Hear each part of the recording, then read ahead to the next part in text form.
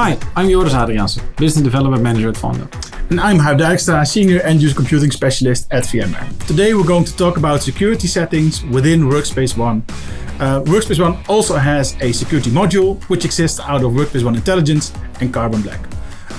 We don't have Intelligence or Carbon Black in our demo environment, so we're going to focus today on security settings and features within Workspace ONE.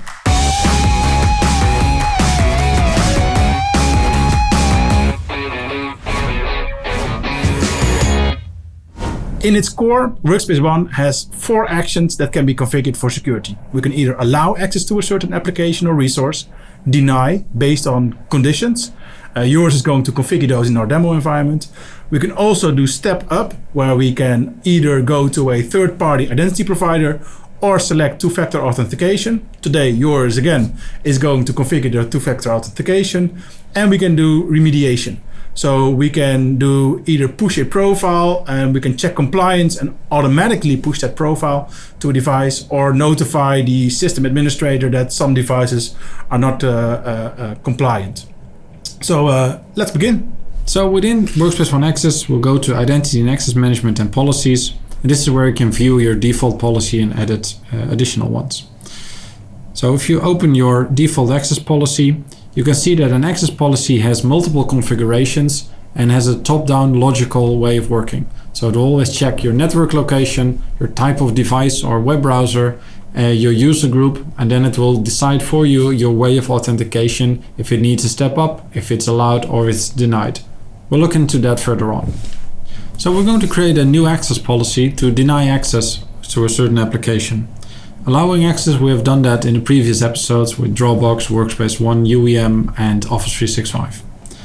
So I'll press Add Policy, and in this case, for example, we're going to deny access for our Android devices. So this will apply to our Horizon set. So in this fictional use case, for example, your security officer might not want users with an Android device to use a VDI environment on their tablet or phone. So in this case, you can say deny access Android for Horizon, press next. And after pressing add policy, we'll use all network ranges. We'll select the Android devices. And if the user belongs to our Horizon users as well, instead of authenticate using, we'll prompt them for a deny access. So they won't be able to use our VMware Horizon environment on their Android device. So yours, a lot of customers always ask me if they can modify the deny message. So basically to include their help desk page, that kind of thing. Can you show us how? Yeah, so instead of getting a standard prompt saying this is access denied, you can press advanced properties and create a custom error message. So in this case, you would be able to say Android usage with VMware Horizon is not permitted. Please contact support for assistance. So this would be something that a user would find helpful. So we'll press save. And this is now applicable. Joris, you've showed us how to create a deny policy and how to customize the deny message a end user gets. Yeah. Third on the list after approve and deny is a step-up authentication. Can you show us how to configure this? Sure. So VMware has its own multi-factor solution called VMware Verify. This can be easily enabled through the Workspace ONE Access portal. So we first go to authentication methods. And here we see VMware Verify, which is disabled. We'll enable this. This is the only thing you need to do to enable VMware Verify for multi-factor authentication. You just need to connect it to our identity provider to make sure we have that authentication method available. Press VMware Verify. So now we can go to policies and use this VMware Verify solution. So we can use, for example, Office 365 in your web browser and then do a step-up authentication with VMware Verify. I'll press add policy, say Office 365 with VMware Verify.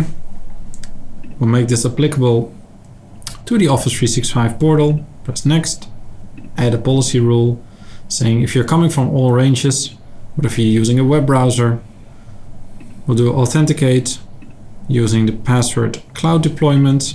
Press the plus sign and we'll use VMware Verify. We'll press save. Save again. This now has been applied with Office 365 on the web browser. Hey Joris, can you show us how this looks for the end user? So for the end user, I'm logged on to Workspace ONE Access, and on the right side you'll see my Android phone, which has the VMware Verify app on it. So if I press the Office 365 portal, it says action is required, and on the right side you'll see that prompt. When I select that, I need to enter my PIN for VMware Verify. If you're using a physical device, then you can use your thumb or your face recognition.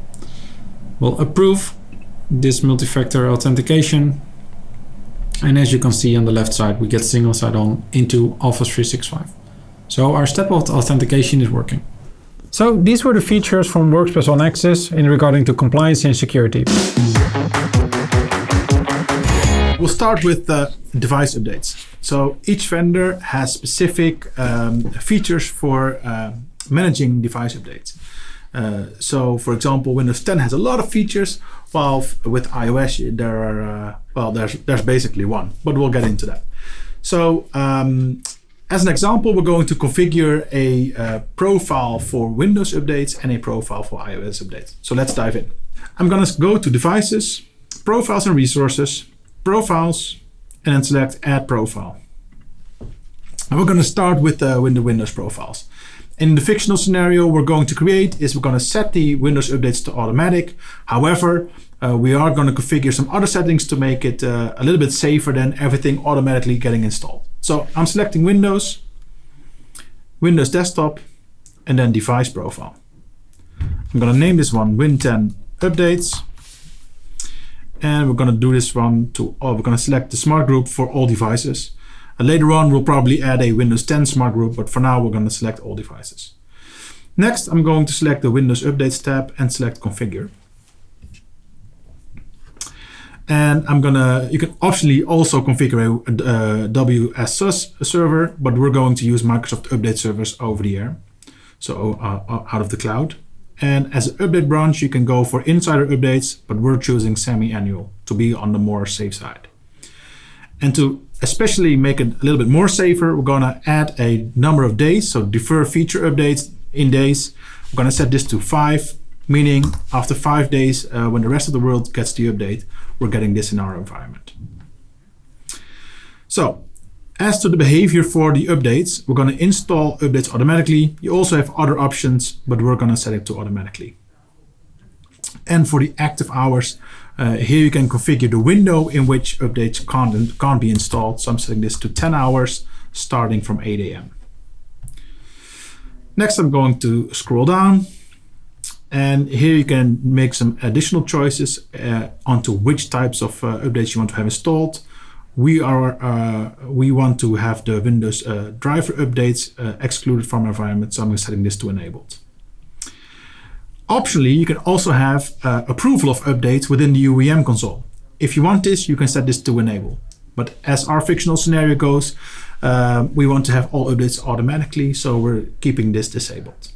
And optionally, you can have peer-to-peer distribution of updates. So I'm done configuring the updates for Windows. So I'm selecting Save and Publish.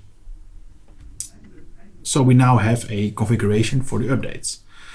Next, I'm going to also create an iOS update profile, and then I'm going to show you guys the overview of the updates. I'm selecting Add Profile once more. This time selecting iOS, and I'm going to give my profile a name. And next, I'm going to go over to Restrictions. I'm going to select Configure. And I'm going to select Delay Updates in number of days. This is the main feature in which you can control updates for iOS. And it goes to a maximum of 90 days. So in our case, we'll choose the 90 days. And I'm going to select Save and Publish. Now I'm getting a prompt that I do not yet have a smart group attached to this profile. So I'm quickly hitting Cancel. And again, I'm kind of misusing the all devices group for now. We'll later on fine-tune that. And I'm selecting Save and Publish. So that's how you can create different types of scenarios for managing updates on your devices. We also have a device update overview, which is also under the device tab. Here you can approve or deny updates if you have that configured, or have an overview of the latest updates. You can also check for Android, Samsung updates and iOS. And you can also additionally assign these. So next I'm going to cover compliance. And before we start compliance, I'm gonna create a profile of one of the settings that I find to be very important, and all my devices need to be compliant to that setting. For this, I'm gonna use the example of a PIN code. I'm gonna go to the devices, and I'm gonna go to the profiles once more. So I'm gonna go to profiles and resources. And we'll use iOS in our example. So I'm gonna select add profile, iOS. And I'm gonna give this one a name, passcode. And I'm gonna select the assignment type, and I'm gonna switch this from auto to compliance, which also means that the user cannot remove this profile for the fully managed devices. Next, I'm selecting passcode, but as you can imagine, you can also choose, for example, encryption or firewall settings or any other security settings to be in your compliancy profile. But in our fictional scenario, we're going to just require the passcode.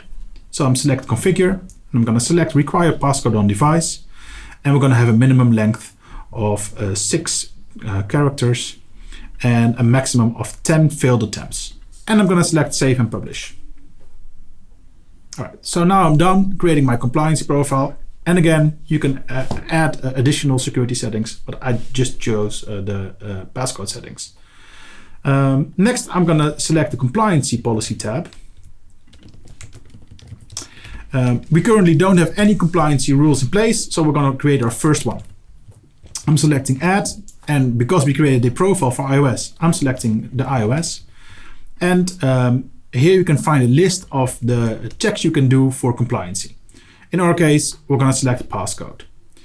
And this is going to give you the variables. So in our case, if the passcode is not present, this will trigger the compliancy. I'm selecting next. Here I can choose what actions to take.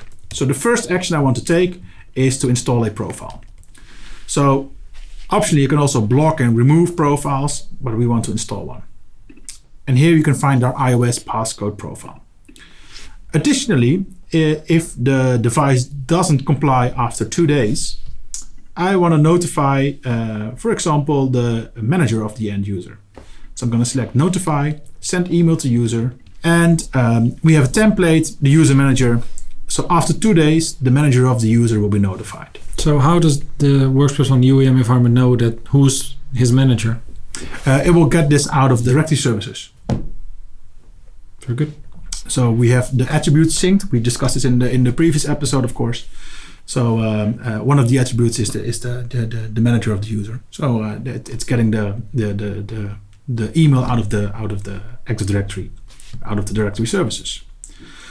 So, and additionally, I want to block all the other configuration if there's no response in 10 days. So I'm selecting 10 days. I'm selecting the profile once more. And now I'm going to say block or remove all profiles. And you can also have additional failsafe that after 20 days, if there's still no proper response, that you fully wipe the device. But I'm not going to configure that right now. So I'm selecting next. I'm selecting all devices. And I'm selecting next once more. And I'm gonna select finish and activate. And that's how you configure the compliancy policies. So if you look at the final screen, you can, to your right, can check if which devices are compliant, non-compliant, pending or assigned. All right, that's it for today. We've shown you how to configure conditional-based access, two-factor authentication, and how to configure remediation and compliancy.